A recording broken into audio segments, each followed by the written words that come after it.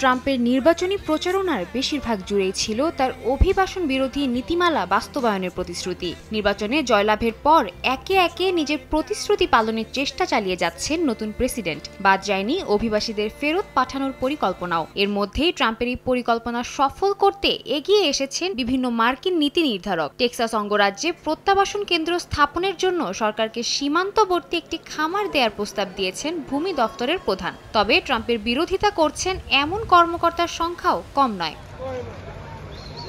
এদিকে ট্রাম্পের প্রণীত এই নীতিমালা অগ্রাহ্য করে যুক্তরাষ্ট্রের উদ্দেশ্যে যাত্রা অব্যাহত রেখেছেন মেক্সিকোতে বসবাসরত অভিবাসন প্রত্যাশীরা। 5 নভেম্বর দলবদ্ধভাবে যাত্রা শুরুর পর বিরূপ আবহাওয়ার জন্য দেশটির দক্ষিণাঞ্চলের ওয়াক্সাকা অঞ্চলে আশ্রয় নেন তারা। অভিবাসন প্রত্যাশীদের দাবি, ট্রাম্পের নীতিমালার তোয়াক্কা করেন না তারা। এমনকি অভিবাসন প্রত্যাশীদের জেলে আটকে রাখার সিদ্ধান্তের তীব্র নিন্দা জানান তারা।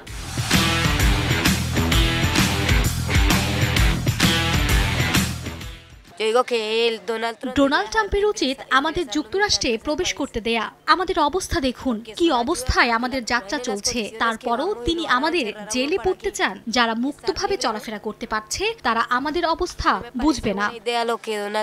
এর আগে অবৈধ অভিবাসীদের আটকাতে CBP-1 অ্যাপের মাধ্যমে রেজিস্ট্রেশনের ব্যবস্থা করে বাইডেন প্রশাসন। এতে দেশে বেআইনি পন্থায় প্রবেশকারীদের সংখ্যা অর্ধেকেরও বেশি কমে গেছে বলে জানায় কর্তৃপক্ষ।